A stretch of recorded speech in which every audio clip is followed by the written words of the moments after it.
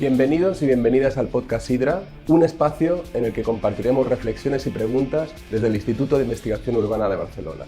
Hablaremos de economía, política, ecología y de otros temas que creemos que son necesarios para promover la justicia social y ecológica. El objetivo de este podcast es abrir nuestra propia agenda y siempre que podamos ponerla en discusión. La divulgación de ideas, pero especialmente el debate, nos parece la mejor manera de pensar la época que estamos viviendo. También la mejor manera de poder intervenir positivamente para cambiarla.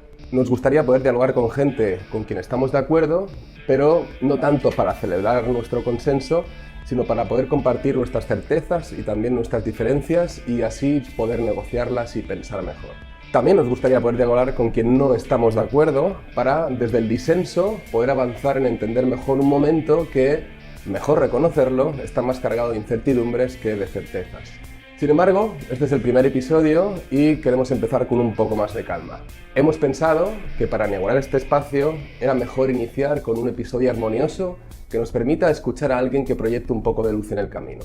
Por eso, nos ha parecido que una buena manera de empezar el podcast Hidra era conversando con una de las pensadoras y activistas que más nos ha hecho pensar y movernos de posición.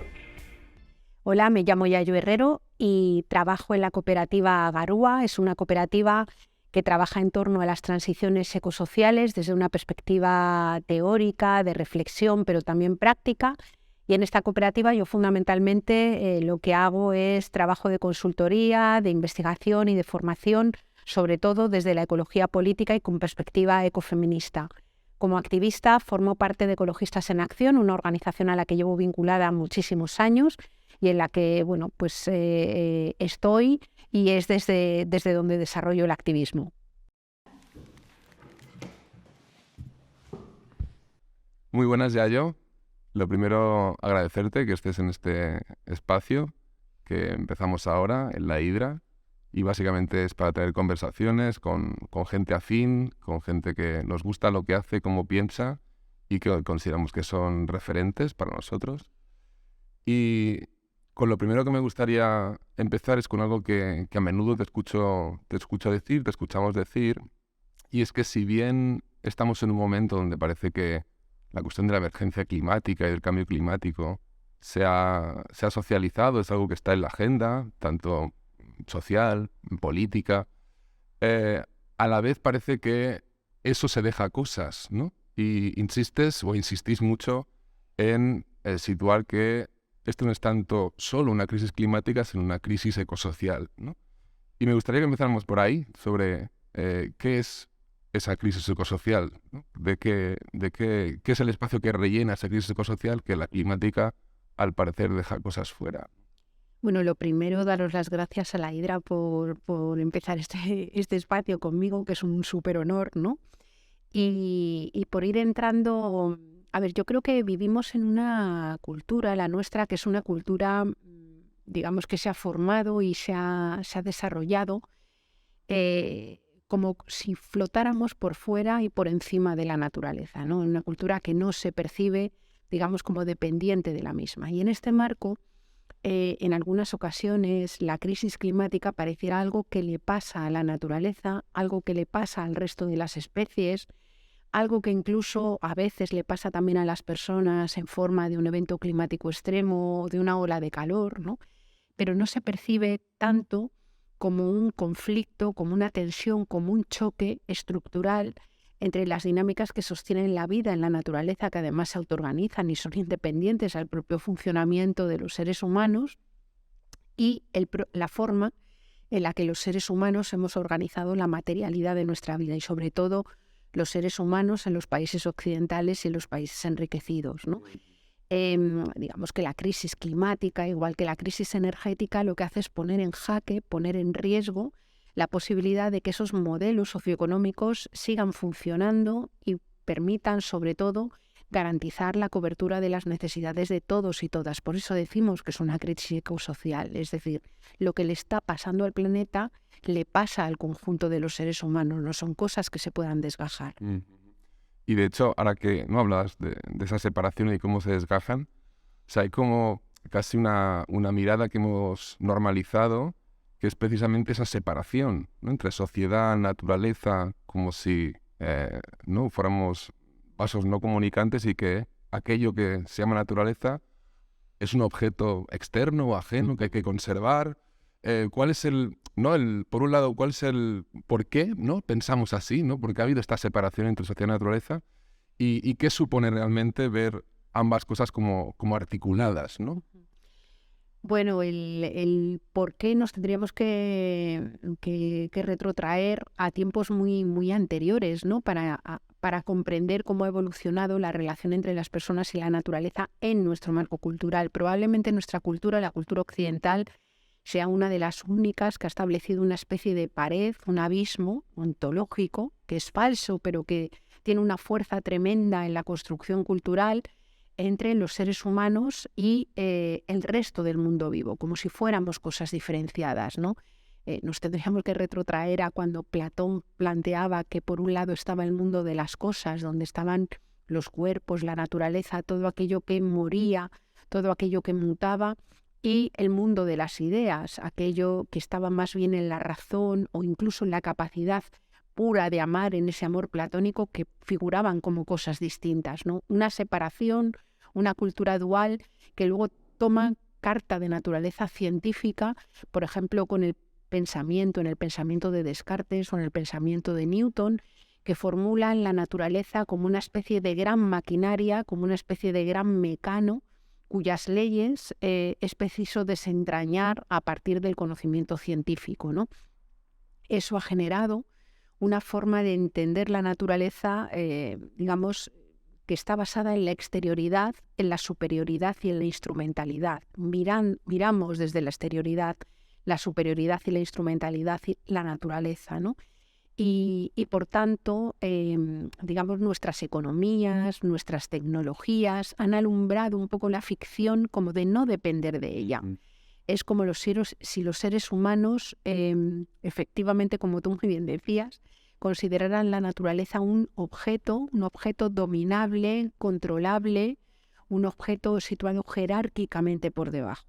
Podríamos ir incluso a los mitos fundacionales judeocristianos, ¿no? Y vemos que la llegada de los hombres a la tierra, el ser humano a la tierra, digo de los hombres porque era de los hombres, ¿no?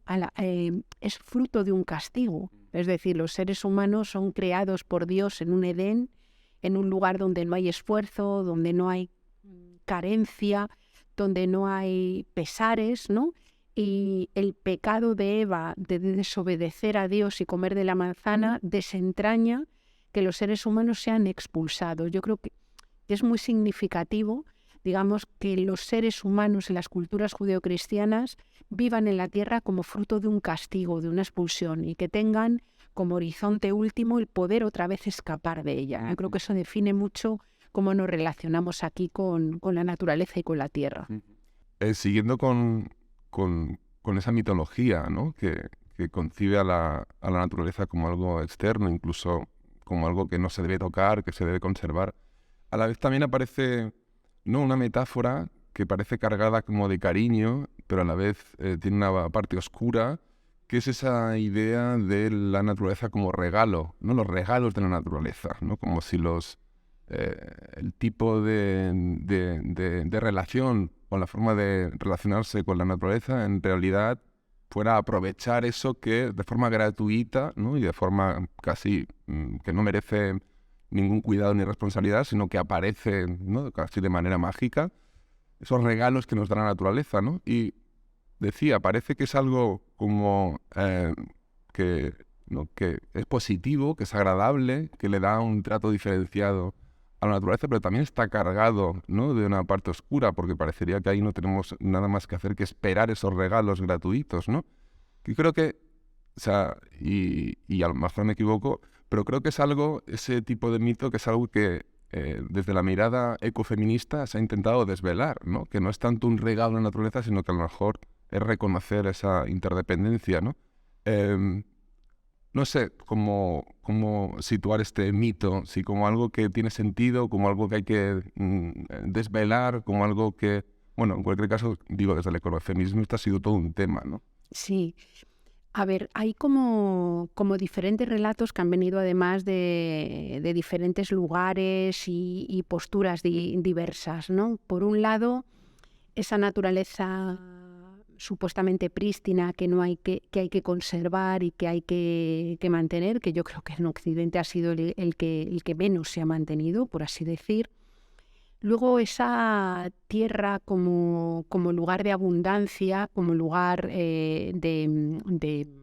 como una tierra generosa, que está colmada de dones que están a disposición de los seres humanos, ¿no? Que es una mirada, digamos, como benévola y que reconoce positivamente la capacidad generadora y nutricia de la tierra, pero que tiene un elemento de fondo sumamente explotador, ¿no? Es esa madre tierra que nos da aquello que necesitamos, y no es baladí que la metáfora haya sido la de la madre, es decir, ese ser que también se supone que se sacrifica, que da, que dona, y que digamos, es como el papel este de sostenedor, ¿no?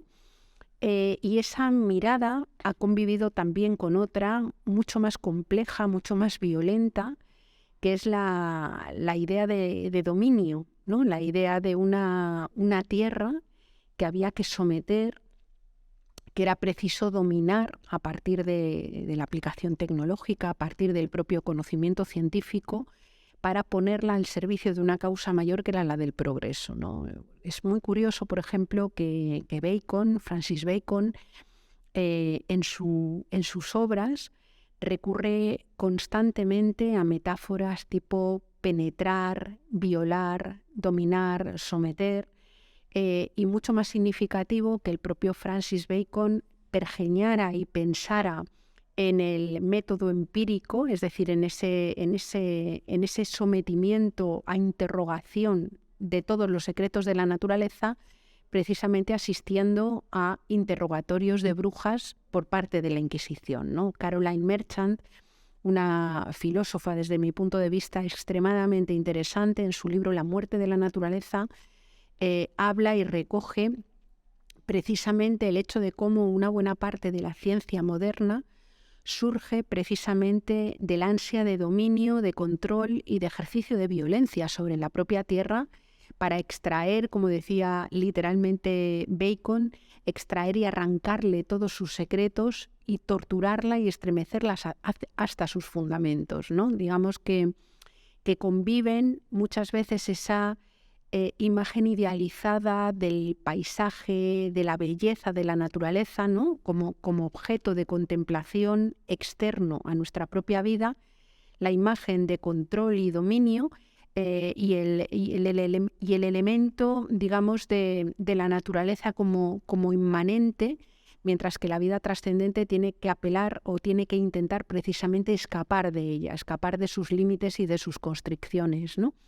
Y ahí se ha ido creando toda una relación que lo que esconde precisamente es lo que trata de desvelar la mirada ecofeminista, y no solamente la ecofeminista, sino otras miradas también desde la ecología política y social, que es el hecho de que la vida humana es una vida inserta en una trama de la vida compleja, ¿no? Es una vida que forma parte de esa naturaleza, somos naturaleza, y por tanto digamos, por así decir, lo que se le hace a la naturaleza nos lo hacemos a nosotras mismas porque somos dependientes y estamos insertas en esa red de la vida, que es mucho más grande que los propios seres humanos y que, digamos, nos es imprescindible a nosotras sin que los seres humanos les sean imprescindibles a la vida, ¿no? Sí, de hecho, en alguna ocasión también te he oído decir que lo que en esta crisis ecosocial está en peligro no es tanto lo que está amenazado, no es tanto la naturaleza, sino en realidad la vida humana o la integración de la vida humana, ¿no? en la naturaleza. Igual, ¿no? Comentabas alguna vez que esta forma de intentar darle la vuelta o parar ese momento, ¿no? de emergencia climática o de crisis ecosocial no es tanto pensar en esa amenaza a la naturaleza, sino en cómo lo que hemos producido amenaza a la propia especie humana en el planeta, ¿no? Sí, o sea, es como, realmente es como si tuviéramos a toda nuestra especie sentada en una gran rama de un árbol y se estuviera serrando la rama con nosotros montados encima, ¿no? Es decir, en este momento, el propio IPCC, el Panel Intergubernamental de Cambio Climático, señalaba que se encuentra en riesgo o amenazada de no hacer nada, de no abordar la problemática del cambio climático, solo la del cambio climático, decían la vida de 3.800 millones de personas, los territorios donde viven 3.800 millones de personas. Eso es casi la mitad de la población humana, ¿no? Es decir, que se arriesgan al poner en riesgo la continuidad o el funcionamiento de la fotosíntesis, al poner en riesgo el ciclo del agua, al poner en riesgo la regulación del clima. Lo que se hace es destruir, forzar el cambio, forzar la innovación en el funcionamiento de los ecosistemas, que es el funcionamiento al que está adaptada nuestra especie, ¿no? Por tanto, a mí me gusta mucho cómo lo formula Isabel Stengers, que es una filósofa que a mí me encanta, y ella habla de la intrusión de Gaia, ¿no? Ella dice que de repente Gaia, no Gaia como esa estructura, digamos, esa red de la vida que ya no está hablando de esa red de la vida que se mantiene y se regenera, ¿no? Sino del conjunto de la naturaleza, de repente irrumpe en la política, irrumpe en forma de declive de energía y de materiales, irrumpe en forma de cambio climático, de crisis de la biodiversidad, y dice, irrumpe como agente político, ya no se puede dejar de hablar de ello porque forma parte de nuestra cotidianidad. Dice, pero es un agente político con el que no se puede negociar, ¿no? Es decir, que afrontar esa problemática implica realizar cambios, y no van a ser cambios conscientes, digamos, del funcionamiento ecosistémico en los que se van a producir. Los cambios tendrán que venir sí o sí por la forma en la que los seres humanos nos organizamos. Me ha venido a la cabeza algo que en una sesión abierta en la que se discutían formas de intervenir organizadas socialmente, y las que han sido tradicionales y las que podemos pensar hoy. Por ejemplo, los sindicatos laborales, y en cómo había, ¿no?, como por un lado ciertas inercias que son legítimas, pero también otras inercias que parecen más difíciles de cambiar y que tenían que ver precisamente con eso que comentabas, ¿no? Una cosa es un sindicato laboral que está negociando condiciones con la patronal y con la parte, digamos, privilegiada en el modelo hegemónico, en el capitalismo, ¿no? Y otra cosa es ese mismo sindicato negociando condiciones con la naturaleza, ¿no? Como si hubiera una contraparte en la que, bueno, vamos a poder seguir teniendo trabajos, pero a la vez hay que respetar las condiciones de esta contraparte que es la naturaleza. Y, ¿no?, como bien decías, igual con la naturaleza no se puede negociar, igual que con un patrón, ¿no? Las formas son diferentes. Pero a la vez también, digamos que esas instituciones de defensa que durante tiempo, yo creo que todavía hoy evidentemente tienen sentido, no acaban de saber, ¿no?, cuál es la posición que deben tomar en lo que no es una negociación, sino que de repente, pues como a menudo comentas, son límites físicos, son límites materiales, no es tanto contrapesar esas formas de trabajo que han estado hasta ahora y la contraparte de la naturaleza. ¿Cuál sería, y perdona la pregunta, que sé que no es fácil, es demasiado abierta, pero cuál sería un sindicato o una forma de sindicación que esté a la altura del reto ecológico que tenemos por delante? Bueno, a ver, yo creo que en el momento en el que estamos viviendo, la necesidad del trabajo sindical es tan grande como ha sido siempre, si no mayor que nunca, ¿no? Porque digamos que la propia crisis ecológica y la crisis de materialidad, que supone un cierto desmoronamiento de la sociedad socioindustrial, coloca de repente en una situación de extremada vulnerabilidad montones de sectores que no van a poder seguir como han venido funcionando, entre otras cosas, por el declive de bienes básicos de la naturaleza que hacen falta para que funcionen. Y muchos de esos sectores tienen a montones de personas trabajadoras, ¿no? Yo siempre digo que hemos de pensar cómo hacemos las transiciones salvando personas, que no tantos sectores. Hay sectores que tienen que paulatinamente ir desapareciendo, ¿no? Tradicionalmente, justamente el sindicalismo ha sido un movimiento social extremadamente necesario. Yo, mi primera militancia fue la sindical, ¿no? Ha sido un movimiento social extremadamente necesario, pero que es un movimiento social que nace de una cultura plenamente desgajada de la naturaleza, una cultura industrial que no conocía límites, que no era consciente de que su sustento material, lo que sale de la naturaleza, tenía límites físicos y que nunca pensó que pudiera verse frenada directamente pues, por carencia de materiales o de energía o por la dinámica del cambio climático, ¿no? Podemos ver, por ejemplo, los sindicatos mineros, que a mí me producen una tremenda admiración por la forma en la que se organizaron y la forma en la que resistieron y todo lo que han conseguido, que ha sido muchísimo, pero estamos en un momento en el que sabemos que la extracción de carbón o la extracción de otros minerales tiene que tocar a su fin. Eso no quiere decir que nuestra cultura, la cultura occidental, lo que se ha llamado desarrollo en Occidente, tenga una deuda contraída con los pulmones de las personas que han trabajado en la minería impagable, y que nos tengamos que hacer cargo de las personas que han trabajado en las minas porque debemos hacer, porque tenemos esa obligación moral, económica y política con todas estas personas, ¿no? ¿Qué es lo que sucede? Que empieza a haber sindicatos que son conscientes de que hay límites físicos y de que es preciso pensar en otra forma de practicar el sindicalismo que sea consciente y que sea coherente con esa conciencia, ¿no?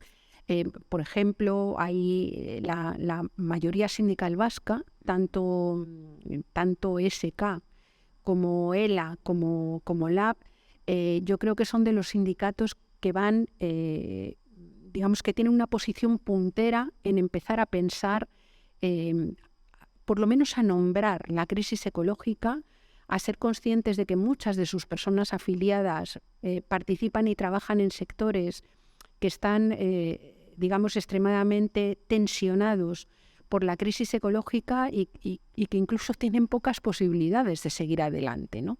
Y el reto es cómo hacer sindicalismo con eso, ¿no? En mi opinión, claramente la confrontación de clase, digamos, con el patrón, con quien te emplea, hay que mantenerla, y la protección de las condiciones laborales de quienes están trabajando trabajando de forma mercantil, me refiero, son claves, ¿no? Pero a la vez creo que el movimiento sindical se tiene que implicar con responsabilidad en ver cómo vamos a hacer y cómo vamos a transitar, con qué plazos, con qué calendario, qué sectores son los que tienen que ir paulatinamente cerrando, cuáles son los que de alguna manera se tienen que abrir. Y ese es un debate social en las que hay que hacer de una forma democrática y en la que tienen que participar los propios trabajadores, ¿no? Como forma sindical, desde mi punto de vista, extremadamente interesante y para aprender, es lo que muchas mujeres están denominando biosindicalismo, que es el sindicalismo, por ejemplo, de territorio doméstico, es el sindicalismo de las trabajadoras de residencias en el País Vasco también, que bueno, han llevado una lucha en la que se han mantenido más de un año en huelga gracias a la caja de resistencia, y que han practicado un tipo de sindicalismo donde ha habido una acción de presión hacia quien les empleaba, pero una acción de convicción y de seducción hacia quienes reciben el fruto de su trabajo. Es decir, se han organizado para hablar con las residentes en las residencias de mayores y para hablar con las familias de las residentes que no pueden hablar por ellas mismas, ¿no? Hasta tal punto que se ha entendido perfectamente que en ese caso las buenas condiciones laborales, la dignidad del trabajo de una persona que cuida en una residencia va de la mano con la dignidad de la persona que ha de ser cuidada. No se puede cuidar bien si no hay los tiempos suficientes, si no hay el descanso y si no hay la dignificación de un trabajo y la convicción de que estás llevando a cabo una tarea que no se puede dejar de hacer y que es reconocida socialmente, ¿no? Las empleadas domésticas, las trabajadoras domésticas, cuando hablan de sindicalismo, están hablando de una forma de organizarse socialmente que reclama buenas condiciones en el lado mercantil de la producción, pero también buenas condiciones en el lado no mercantil de la producción, es decir, en el de la reproducción.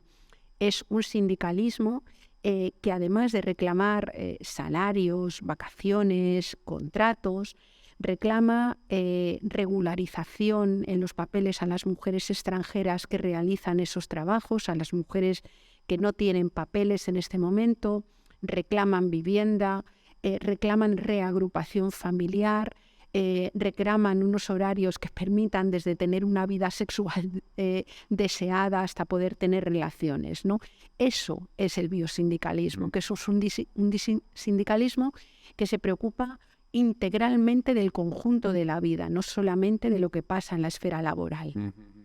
Me venía ahora esto que siempre sitúa el historiador medioambientalista Jason Moore, cuando habla de que ha habido incluso desde posiciones de izquierda o digamos del análisis de la economía política o de la crítica a la economía política, digamos de más materialistas, más marxistas, ha habido una excesiva preocupación por lo que se entendía que era el factor fundamental bajo el cual el capital se relacionaba o producía un tipo de relaciones sociales que es la explotación, ¿no? Y todo lo que tiene que ver con la explotación y con todo lo que tiene que ver con extraer excedente de ese valor que se genera en el trabajo, ¿no? Y Jason Moore, que evidentemente no es el único, pero lo lanza de manera que yo creo que bastante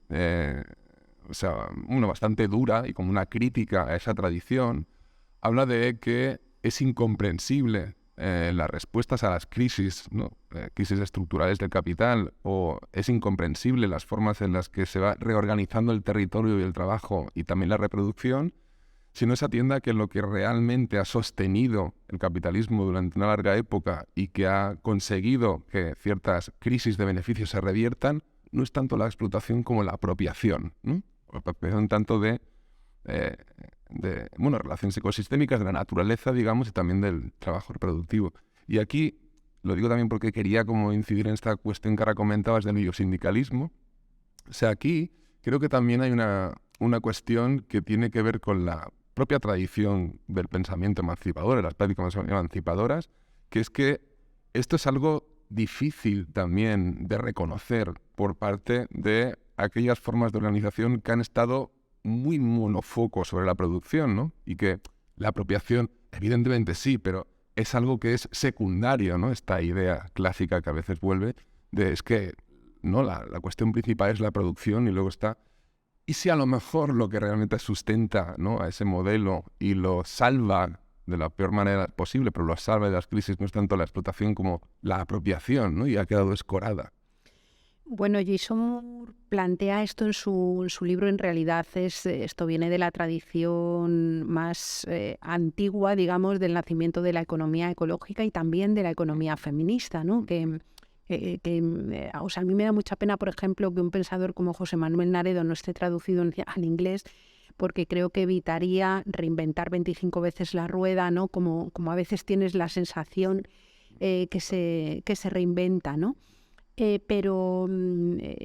Por ejemplo, la economía ecológica lleva muchísimo tiempo planteando que es preciso no centrar la economía en la valoración estrictamente monetaria, la vara de medir del dinero, y uno de los indicadores que venía planteando como indicador económico es la apropiación humana de la producción primaria neta, es decir, cómo te apropias de la naturaleza, ¿no? Naredo suele decir que lo que hemos llamado producción muchas veces en Occidente o en la cultura capitalista es pura reventa con beneficio de aquello que te has apropiado de la naturaleza, ¿no? Y la economía feminista viene a plantear también que una segunda apropiación es el del tiempo de las mujeres. Es decir, si hay producción capitalista es porque hay una precondición, que es la producción de vida, que se hace en espacios no capitalistas, ¿no? Y en cierto modo, lo que hace el capital y lo que hace la cultura patriarcal es apropiarse de una especie de plusvalía en forma de tiempo social que se genera mayoritariamente en los hogares y que se adueñan mayoritariamente hombres para ponerlos al servicio, digamos, de la producción en el mercado, ¿no? Por eso, pues ya David Harvey había hablado de la acumulación por desposesión, es decir, la acumulación y la apropiación o la generación, digamos, originaria incluso de capital, viene por una desposesión. Y si desposesión es porque alguien se lo ha apropiado, ¿no? Esto incluso está en Marx. Marx lo analiza también muy bien. El problema es que la tecnolatría que genera la revolución industrial hace que una buena parte de los marxistas pierdan también el foco, el propio Marx en algunos de sus escritos, pierdan el foco y queden absolutamente seducidos por la forma en la que la tecnología y la ciencia es capaz de superar todo aquello que puede producir la naturaleza, ¿no? Y es capaz, como ya había dicho Bacon o había dicho Descartes, ¿no?, de someter, de estrujar, de dominar esos procesos naturales para ponerlos al servicio del proceso productivo, ¿no? Claro, a lo que le llamamos producción en nuestra cultura es a la mera producción de dinero. En realidad, nuestro modelo económico es un poderosísimo sistema digestivo que devora vida producida o minerales extraídos que nunca más van a volver a estar y genera y devuelve algunos productos que tienen obsolescencia y desde luego muchos residuos, ¿no? Es una máquina, digamos, de devorar vida y defecar residuos, ¿no? Y en el medio lo que se produce es dinero. Es dinero que no siempre, o muchas veces, mejor dicho, no sirve para resolver necesidades concretas de la propia clase obrera, digamos, que trabaja en esos espacios, ¿no? Por tanto, la cuestión, Rita Segato también suele decir que se habla mucho de explotación y se habla muy poco de dueñidad, ¿no? Y en ese sentido podríamos decir, yo por ejemplo discrepo un poco de algunos de los planteamientos de Jason Moore, porque habla del capitalismo en la trama de la vida, pero se le olvida definir y hablar de qué es la trama de la vida. Y creo que finalmente termina teniendo un planteamiento un tanto mecanicista desde mi punto de vista, ¿no? Es decir, en este momento el capitalismo no es que co-cree la naturaleza o no es que co-cree es que la parasita. Es decir, es una forma de parasitismo brutal en donde el desarrollo en el ámbito capitalista o la complejidad en el ámbito capitalista va acompañado de simplificación o rejuvenecimiento de los ecosistemas. Digamos que hay una lógica totalmente antagónica, ¿no? Lo que el capital llama complejidad o llama desarrollo es puro retroceso, pura regresión en el marco de los ecosistemas, ¿no? Y el problema es que la dinámica de la vida, la regresión, no vuelve a un punto anterior desde el que volver a hacer el mismo camino, sino que vuelve a otro punto desde el que la naturaleza se reorganiza de otra forma totalmente distinta, ¿no? Por eso está en riesgo la vida, porque la naturaleza se reorganiza e innova de una forma en la que quizás a los seres humanos no nos vaya tan bien, ¿no? Rescatando otro clásico de la época de Naredo, Iván Martínez Alier, también de esa ecología política a veces olvidada, y que es cierto, debería haberse traducido, ¿no? Y que es alarmante que no se haga. Y relacionado con algo que comentabas antes, ¿no? O sea, la deuda que tenemos con aquella gente cuya vida, cuyos pulmones, ¿no? se ha quebrado o se ha dejado en extraer minerales necesarios para esta forma de crecimiento muy occidental, ¿no? Y Alier hablaba del ecologismo de los pobres, ¿no? De cómo en todos esos entornos había una manera de relacionarse con la tierra, ¿no? y de integrarse en ese proceso que él, denominaba así, ¿no? Ecologismo de los pobres. Pero parece, y aquí entraremos en una cuestión que creo que es urgente situarla bien, parece que hay cierto dominio de, más bien todo lo contrario, un ecologismo de los ricos. Parece que de repente ciertas corporaciones o ciertos actores típicamente ligados a una manera economicista de entender cualquier mercancía están entrando en ese proceso tan necesario pero a la vez ambivalente que es el de la transición energética, ¿no? Ecologismo de los ricos alrededor de la transición energética.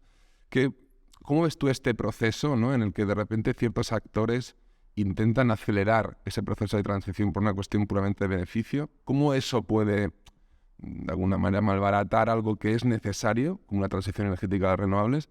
Y al tiempo, bueno, ¿cómo ves esto? Luego entraremos en otras cuestiones, ¿no? El que de repente aparezca este interés del capital por lo que podemos llamar capitalismo verde. Sí, bueno, en realidad no es una cosa nueva. Quiero decir que cuando se publicó, por ejemplo, el informe Meadows sobre los límites al crecimiento, y fue ya en el 72, han pasado ya más de 50 años, no se cumplió el año pasado el 50 aniversario, la aparición de este informe, digamos, fue un revulsivo que provocó, digamos, que naciera el movimiento ecologista, pero además todo el ecologismo mainstream, ¿no? Se crean de repente montones de cátedras, aparecen todas las cumbres, bueno, que tienen lugar y que terminan generando la cumbre de la Tierra en el año 92.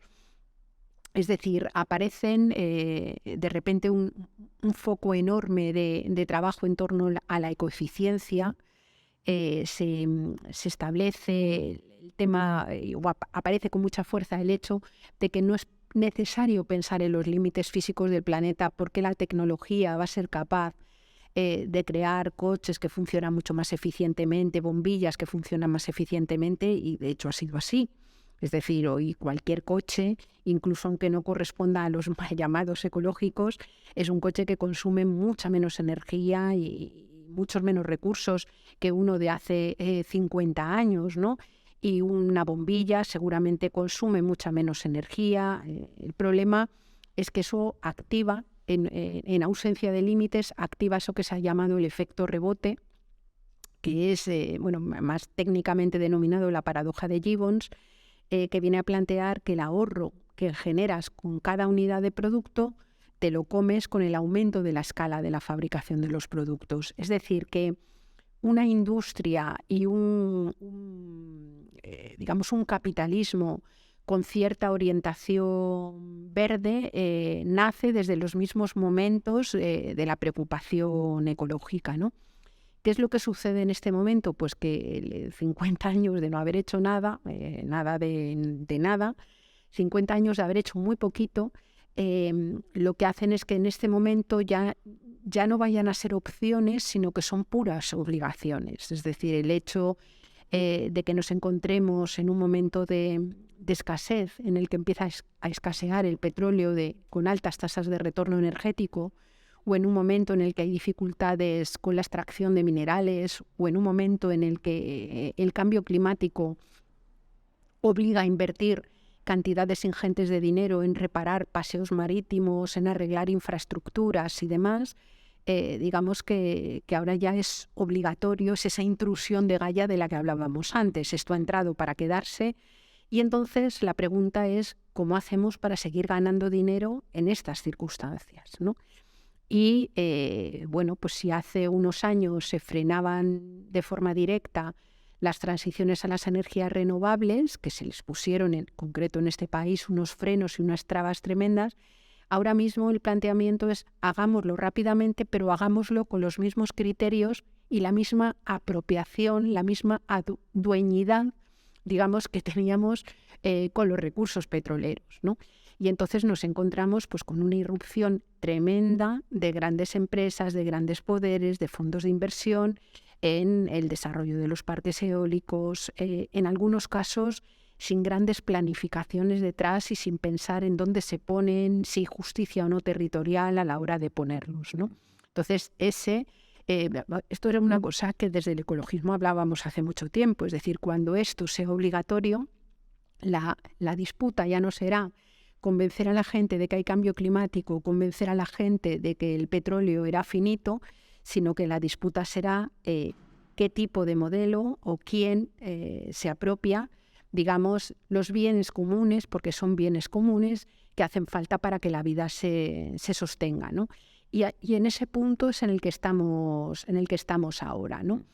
Es una pulsión grande, es decir, cuando Joan Martínez Alier hablaba del ecologismo de las pobres, él hablaba de todas esas comunidades empobrecidas, todos esos pueblos del sur global Y él lo que contaba es que nadie en esos pueblos se hubiera considerado ecologista, es decir, es simplemente comunidades que viven insertas en los territorios, que tienen unas cosmovisiones diferentes y que defienden la tierra o defienden el territorio, defienden los ríos, defienden el agua, defienden los animales, básicamente porque son conscientes de esa interdependencia, porque son muy conscientes de que defender toda esa trama de la vida está directamente ligado a la defensa de su propia vida, ¿no?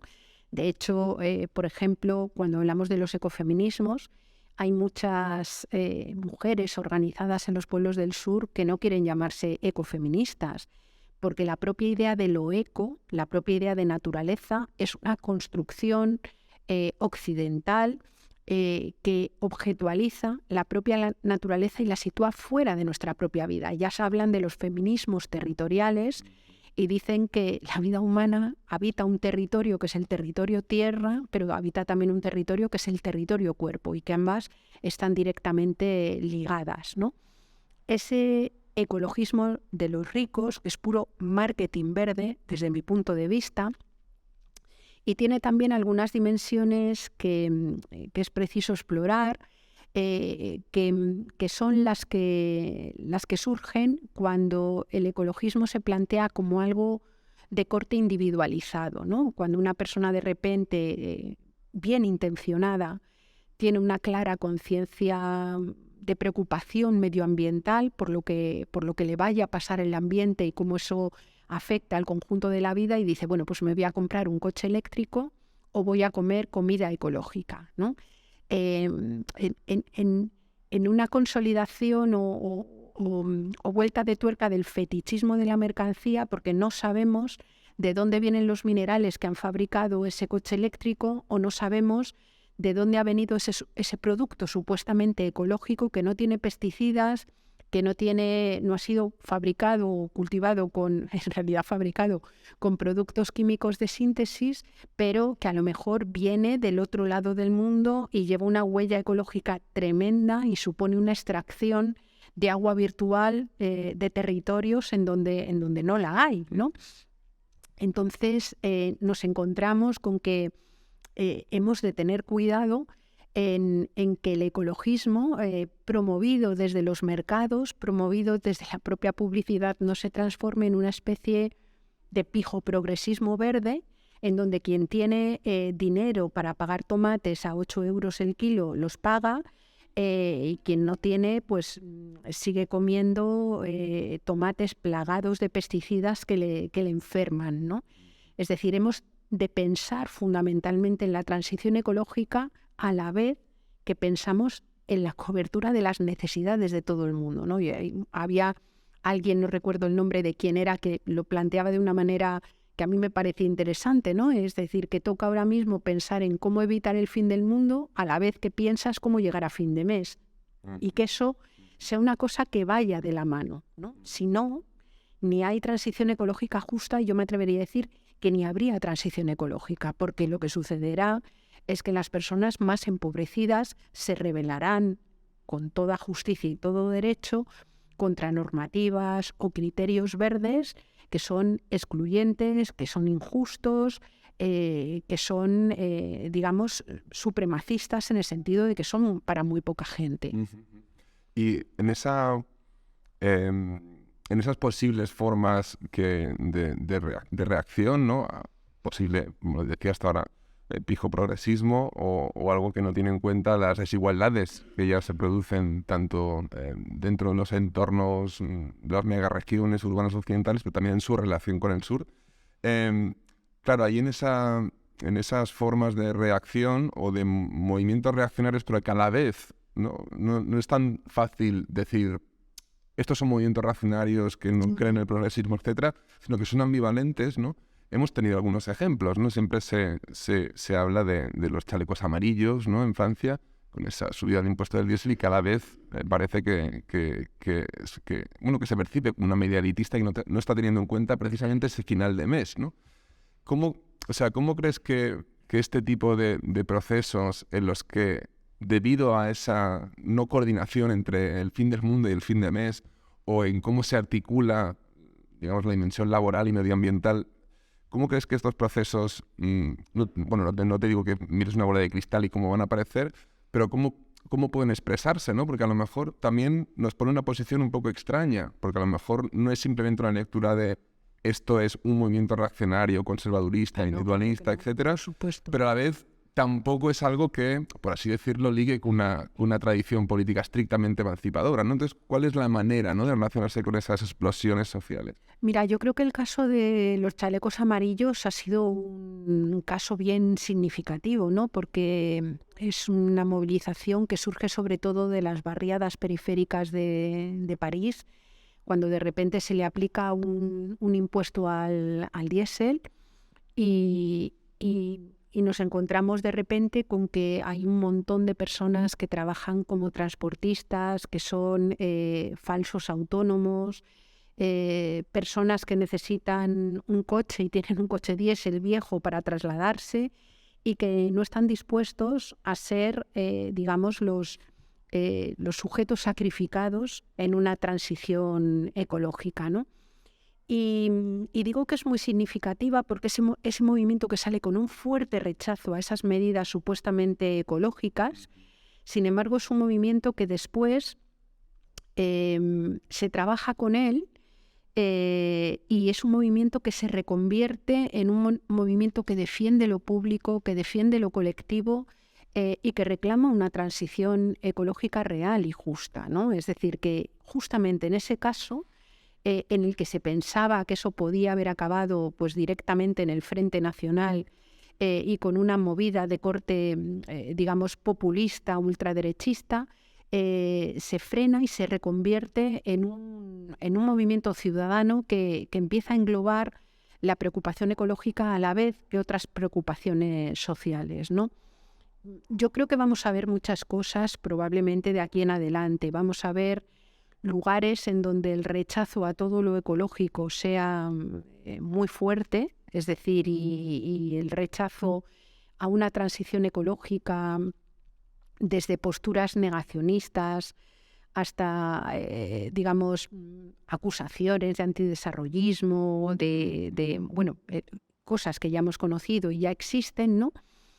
Y probablemente vamos a conocer procesos sociales también en donde se den dinámicas de autoorganización, si los trabajamos bien, que permitan, digamos, aunar y tejer miradas que sean complementarias entre lo que tiene que ver con la crisis ecológica y lo que tiene que ver con el bienestar de las personas, ¿no? Creo que en este momento un reto grande para los movimientos ecologistas, sobre todo desde la ecología política, es estar muy presentes en aquellos lugares donde la gente lo está pasando mal y sufre precariedad. Creo que hay que estar, hay que hablar y hay que interactuar con las personas que sufren los grandes conflictos laborales, despidos, explotación extrema. Creo que hay que estar también en las plataformas que se organizan, digamos, para defender el territorio y señalar que no quieren que se convierta en zona de sacrificio, ¿no? Para hacer una tarea también de diálogo, de debate, que en muchos casos las administraciones públicas no están haciendo. Me parece también que hay que estar donde está la gente que sufre la pobreza energética, donde está la gente que no tiene casa, ¿no? Es decir, que hay que incorporar en mayor medida, creo que el movimiento ecologista quizás en el pasado, quizás porque las cosas no estaban tan crispadas, no ha sido tan empático, no ha sido tan consciente del sufrimiento y los malestares de las personas en sus vidas cotidianas, y hemos de pensar con las personas que sufren en sus vidas cotidianas cómo garantizar entre todo condiciones de vida dignas desde la consciencia de la situación material que tenemos, ¿no? Porque lo cierto es que ese ecologismo de los ricos no va a pensar en las personas que están más empobrecidas, ¿no? Ese ecologismo de los ricos va a pensar en cómo sacar tajada de las renovables, cómo sacar tajada del coche eléctrico, cómo seguir generando beneficios económicos, digamos, de todos los campos que ahora se tiñen de verde, porque es la posibilidad que va a haber, ¿no? y cómo, digamos, se transfiere dinero público a la construcción de infraestructuras que ellos gestionan, ¿no? Y me parece que un ecologismo, una ecología política, una ecología que se hace cargo del conflicto ecosocial atendiendo la sostenibilidad de la vida humana, ha de estar también en esos conflictos, ¿no? Y participar en ellos y deliberar en ellos. Hablabas antes de una transición ecológica justa, que tenga en cuenta esas relaciones desiguales entre clases, entre territorios. Primero, ¿qué principios crees que deberían situar, guiar a ese posible programa para poder activar una transición ecológica justa, ¿no? ¿Cuáles serían sus principios? Y también, de paso, ¿no?, ¿cuáles serían, crees tú, las medidas, por decirlo en cómo se ha hablado en los últimos tiempos, ¿no?, ese plan de emergencia, ¿no?, esas medidas que harían posible esa transición ecológica justa? Bueno, en primer lugar, es preciso decir a qué le llamamos transición ecológica justa, ¿no? Y la transición ecológica justa es básicamente la garantía, es decir, un proceso que tiene por finalidad la garantía de condiciones de existencia dignas para todas las personas en un contexto de contracción material, en energía, en minerales, en agua, y teniendo en cuenta que en ese contexto de contracción material también tiene que vivir el resto del mundo vivo y hemos de tener un ojo puesto en las generaciones futuras. Eso es un proceso de transición ecológica justa, ¿no? Y los principios que de alguna manera digamos palabras clave que de alguna manera están en esa transición ecológica justa, yo diría que una es la idea de límite, es decir, el capitalismo es una declaración de guerra, una rebeldía contra los límites físicos, unos límites que ya están translimitados y que los tenemos aquí encima, es decir, la cuestión del límite.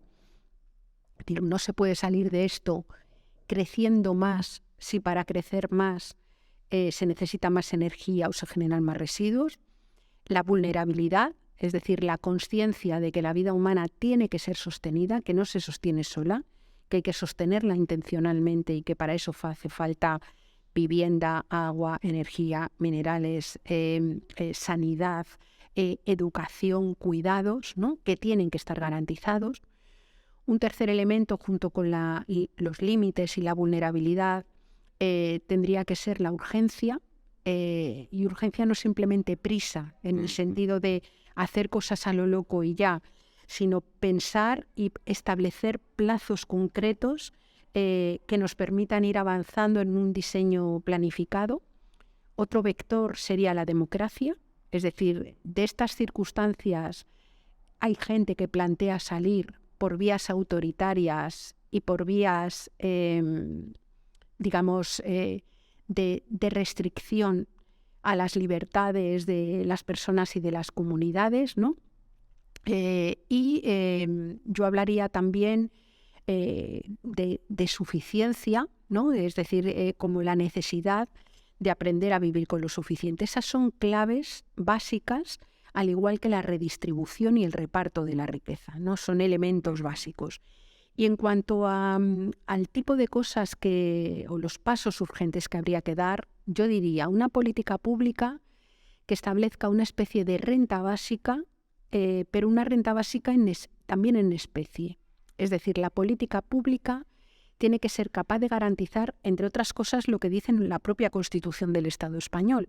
Es decir, que la vivienda, que la salud, que la educación, que el acceso a unos suministros básicos o el acceso a un alimento saludable, no simplemente a llenar la tripa, sino un alimento saludable, son derechos, ¿no? Y hay riqueza suficiente como para poder garantizar esa renta básica a todas las personas. Yo creo que eso es una urgencia brutal, una urgencia tremenda, ¿no?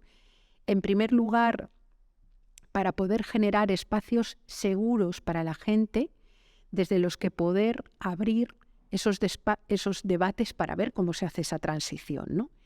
Y luego hay un elemento, desde mi punto de vista básico, que tiene que ver con la planificación, ¿no? Y planificación no significa hacer planes quinquenales que se hacen desde el Estado y todo el mundo acata, ¿no? Sino que el Estado y la planificación se puede hacer también de una forma descentralizada, atendiendo a las realidades locales, ¿no? Y se puede hacer y además planificar democráticamente, es decir, hacerlo a partir de la deliberación y de toma de decisiones, digamos, en los diferentes lugares. Pero es preciso planificar, porque hay sectores que si no se cierran paulatinamente, se caerán ellos solos. Y si tú los dejas caer, si tú no has hecho nada para cerrarlos paulatinamente, ya sabemos cómo cierra el mercado y el capitalismo todo aquello que no le es útil. Y hemos tenido procesos de reconversiones industriales en el Estado español, pero también, por ejemplo, en Inglaterra, en la época de Thatcher, en las que vimos que el tema era se cerraba, se echaba a la gente a la calle y se la dejaba tirada, ¿no? De lo que estamos hablando es de que aquellos sectores que sabemos que no se van a poder mantener o no se van a poder mantener con ese tamaño, hay que pensar en un calendario, digamos, de cierre o de contracción que ponga como prioridad que las personas que trabajan en ella sean cuidadas, sean bien tratadas y estén amparadas por esa renta básica universal en especie de la que estábamos hablando antes, ¿no? Y un tercer elemento que a mí me parece básico es acometer un proceso ambicioso de formación y de debate a nivel estatal, ¿no? Es decir, yo creo que hay que hablar de esto y hay mucho miedo a hablar de esto.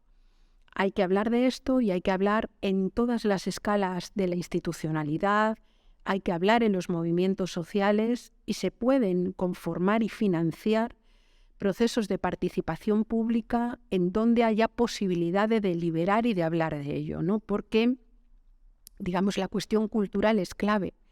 No hay transición, desde mi punto de vista, no hay transición ecológica posible, justa, que no sea deseada. No sea deseada, no digo por todo el mundo, hasta la última persona, pero deseada por una masa crítica. Y para hacer esto deseable es necesario hablar de muchas cosas. O sea, reconocer que la idea de progreso ligada a la revolución industrial era una enorme burbuja sostenida sobre la energía fósil que se desinfla a velocidad grande, es un duelo.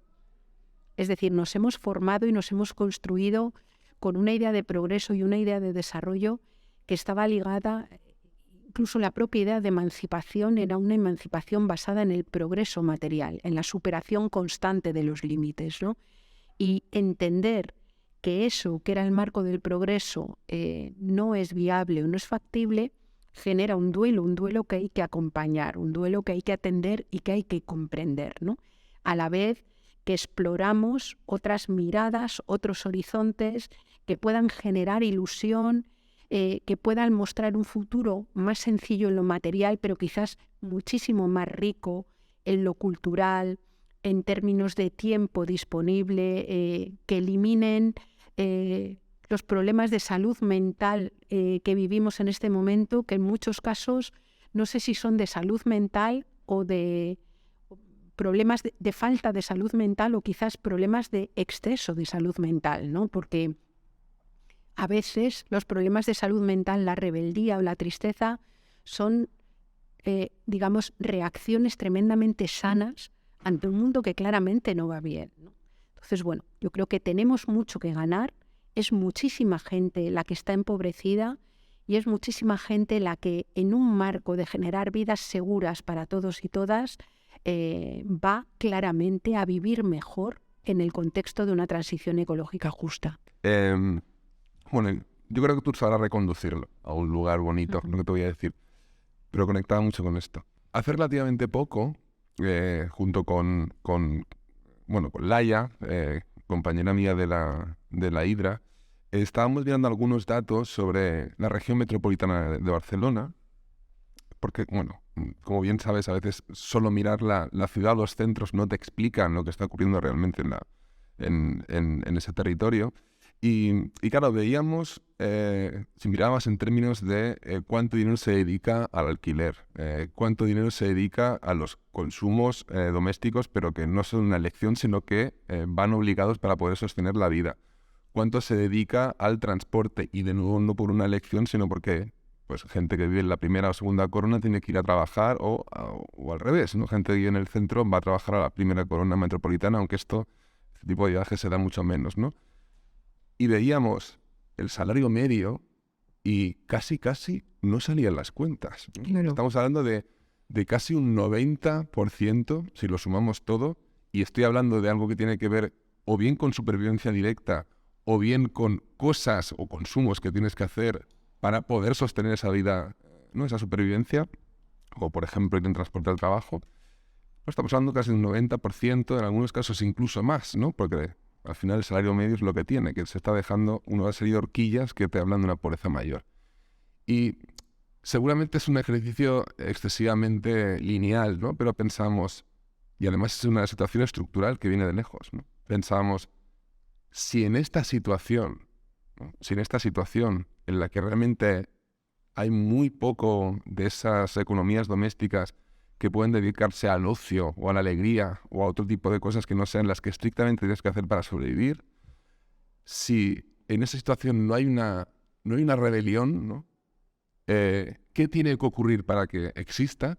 O a la vez la pregunta no es la correcta, ¿no? A lo mejor tal vez se está produciendo o generando un humus que no sabemos en qué dirección va a haber, y en la que, pues en realidad, en la medida en que no pertenecemos a esos sectores seguramente más empobrecidos y más castigados, no vamos ni a oler, ¿no?, cuál va a ser esa movilización. Pero esa especie de normalidad en una situación que no es para nada normal, como es dedicar el 90% de lo que entra en tu casa para poder sobrevivir, nos dice que algo, una de dos, o está a punto de estallar, o si no lo ha hecho ya, algo raro está ocurriendo, ¿no? Bueno, yo creo que el capitalismo es un modelo especialista en aspirar recursos del pasado, es decir, que han sido generados en el pasado, ya sean minerales fósiles o ahorros de personas, ¿no?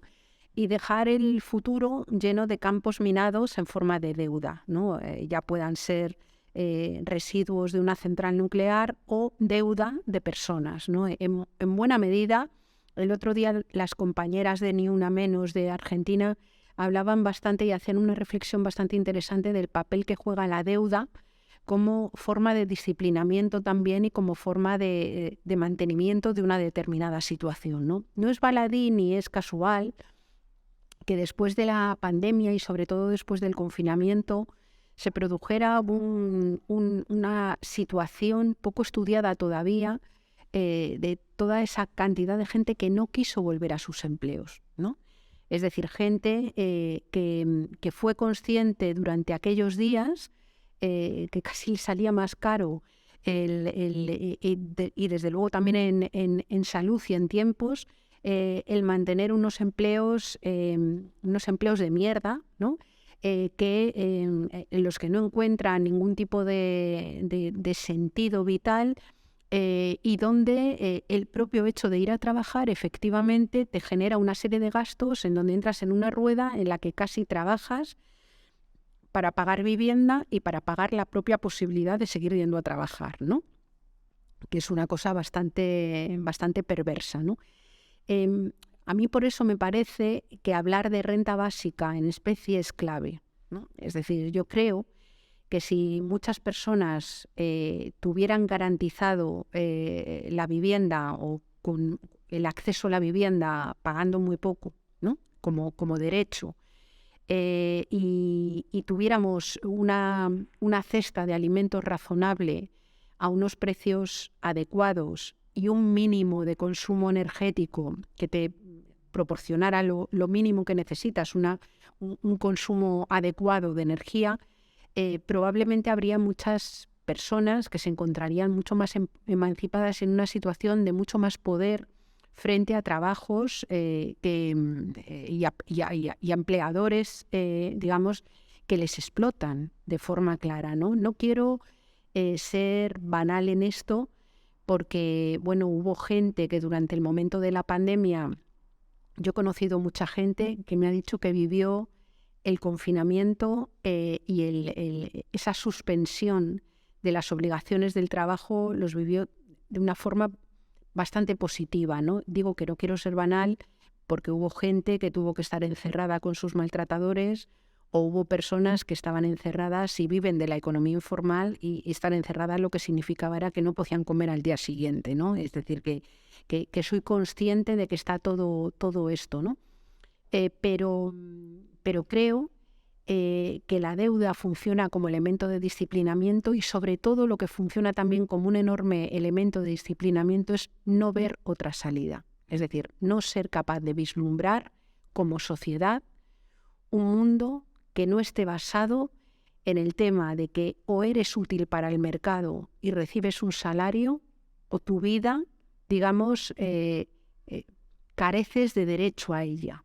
Es como si la vida de una persona fuera solamente el subproducto que queda después de que quien te emplea gana lo que crea que tiene que ganar. Y eso es un problema antropológico tremendo, ¿no? Es decir, ese sentido vital ligado exclusivamente al dinero que puedas ganar, que hace que se instale esa lógica sacrificial en la que terminamos asumiendo que todo merece la pena ser sacrificado con tal de que crezca la economía, porque el crecimiento de la economía es lo único que te puede garantizar supervivencia, ¿no? Es decir, más que creer, o incluso, diría yo, más que sentir que dependemos del agua, de los alimentos, que necesitamos vivienda o que necesitamos cuidados, vivimos en una cultura en la que sentimos que necesitamos dinero, ¿no? Es como una especie de sacralización, de haber convertido el dinero en algo sagrado, en el sentido de que es aquello intocable, aquello que hay que preservar como sea para que nuestra vida se pueda dar, ¿no? Y creo que hay una hermosa revolución por hacer, ¿no? Que es la de precisamente entender que la política y la economía no han de estar centradas en la producción de dinero, sino en la producción y conservación de vidas, y de vidas buenas, no de cualquier tipo de vidas, sino de vidas que merezca la pena vivir, ¿no? Bueno, ya pues con esta idea y con esto que comentabas, que creo que resume bastante bien no tanto el enfoque como propuestas concretas de la renta básica en especies, ¿no? Que es todo un proyecto político en el que trabajar y poder tener esas vidas sabrosas, ¿no? Lo vamos a dejar aquí, agradeciéndote mucho este ratito y que podamos tener otros más adelante. Muchas gracias, Yayo. Ojalá, muchísimas gracias a la Hidra, que siempre es un gusto poder encontrarme con vosotros y vosotras.